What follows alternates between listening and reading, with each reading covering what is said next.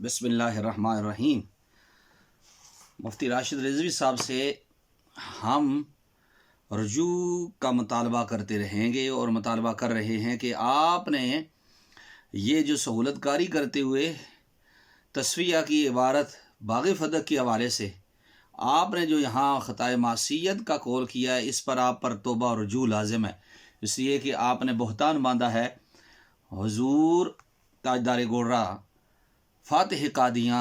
सैयदना पीर मेरे इशारा इमाउल्लाह पर, क्योंकि ताजदार गोर्रा तो यहाँ पर सफ़ा नंबर 46 और 47 में इसी फ़दक के मसला के अंदर गुफ्तगू करते हुए रवाफ़िज़ का जवाब देते हैं, जिससे आपने ये मुराद लिया कि नहीं जी डॉक्टर साहब यहाँ ख़ताए मासियत ही मुराद है, आपको रजू करनी पड़ेगी। नहीं, रजू आपको करनी पड़ेगी राशिद साहब, आपको करनी पड़ेगी रजू, इसलिए कि आपने गलत तर्जमानी की है, तोज़ी गलत की है, तशरीह गलत की है। इसलिए गलत की है कि यहाँ पर तो ताजदार गोर्रा रवाफ़िज़ का जवाब दे रहे हैं, जो वो कहते हैं कि किसी किस्म की भी इनसे खता नहीं हो सकती, ना इज्तिहादी और ना ही मासियत। तो ताजदार गोर्रा ने यहाँ फरमाया कि खताए मासियत भी इनसे इम्कान है उसके वकू का भी, लेकिन वो किस में दाखिल हो जाती है?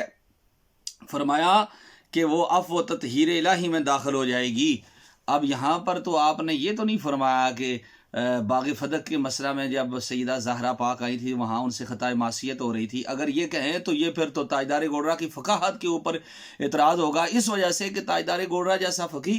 ताजदार गोर्रा जैसा ज़हीन फ़तीन और साहिब नज़र जो वक्त के गौस गुजरे हैं, उनको इस मकाम के ऊपर गर्दाना गया है, औलिया ने गर्दाना, और जिन पर उम्मत ने एतमाद किया कि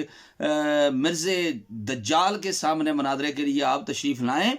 तो तशरीफ़ लेकर गए भी। आप उनसे ये तवक्को कर सकते हैं कि इतने बड़े मनसब पर हों और फिर जनाब इस मसला इल्मी को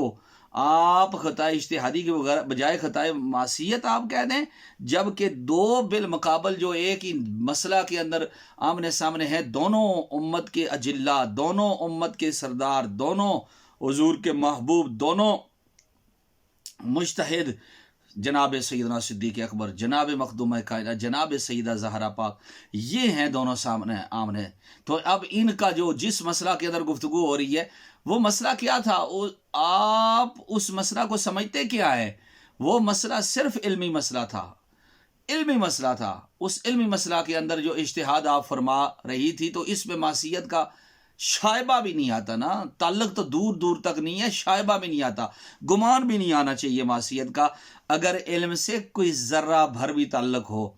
इल्म से ताल्लुक हो, तो यहाँ आप कह ही नहीं सकते कि मासियत का कोई दूर दूर से कोई ताल्लुक भी है, इसलिए आप पर रजू लाजिम बनता है। मैं तो सलाम पेश करता हूँ दोनों हाथों से मुहद्दिस लाहौरी इमाम जलाली की फरासत पर, कि जो जुमला उन्होंने कहा, जिस तरीके के साथ आपने दिफा किया, वो तो ताजदार गोर्रा का दिफा कर रहे हैं। ताजदार गोर्रा पर धब्बा आप लोगों ने लगा दिया है, आपने ताजदार गोर्रा की जानब धब्बा लगा दिया कि इस मसला के अंदर आप जो समझे अपने तई अपनी तरफ से जो आपने तोज़ी करके कहा कि यार जी तो मासियत मुराद ली है ताजदार गोर्रा ने, तो मासियत अगर मुराद ली है आपके कौल के मुताबिक जो आप कह रहे हैं, तो आप ताजदार गोर्रा की फ़क़ाहत पर भी इतराज़ कर रहे हैं। इमाम जलाली के बुग़्ज़ में आप यहाँ तक गिर सकते हैं, हमने कभी सोचा नहीं था कि आप इस हद तक गिर सकते हैं।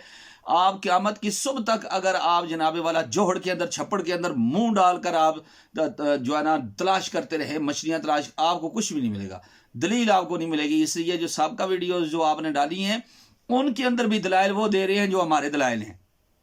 आपको कुछ भी नहीं मिल रहा, क्योंकि मसला था इल्मी, और मसला के अंदर बात यही थी, चाहे की जाए या ना की जाए, बात यही बनती है जो इमाम जलाली ने की है, इसमें कोई और जनाबे वाला दूसरी राय आती नहीं है। इसलिए आप सिर्फ बुग़्ज़े इमाम जलाली में इस हद तक गिर गए हैं। दूसरे तो खैर किस वजह से गिरे, वो उनकी तो गुफ्तगू से नज़र आ जाता है कि वो किस वजह से गिरे, उनको किसने आगे किया हुआ है, वो तो सारी चीज़ें अयां हो जाती हैं। लेकिन आपसे ये मुतालबा हम करेंगे कि आप पर रजू लाजिम है,